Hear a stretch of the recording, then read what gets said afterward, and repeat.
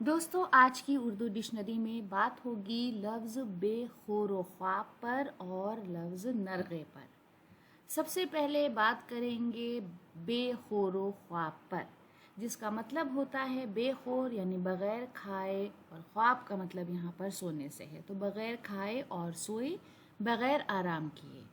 عام طور پر یہ محاوروں کے روپ میں پریوگ ہوتا ہے، جس کا مطلب بنا کھائے پیے یا بھوکا پیاسا ہوتا ہے۔ وداؤٹ ڈریم، وداؤٹ ریسٹ اور اسٹارونگ جیسے الفاظ اس کے لیے ہم استعمال کرتے ہیں۔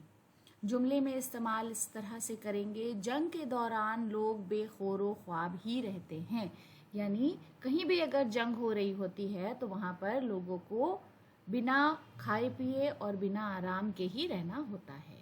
اس کے بعد نرغے، جس کا مطلب ہے آدمیوں کا گھیرا، امبو، ہجوم، مشکل اور دشواری، بھیڑ، گھیراؤ یا گھیرا، company, net, trap, trouble, difficulty اور ڈینجر جیسے الفاظ اس کے لیے ہم استعمال کرتے ہیں۔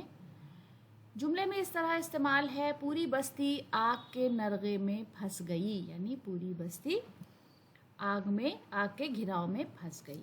قتیل شفائی کا شعر ہے: گھبرائی کیوں بیٹھی ہے اب غمخواروں کے نرغے میں، لے آئی ہے محفل میں جب تو اپنی تنہائی کو۔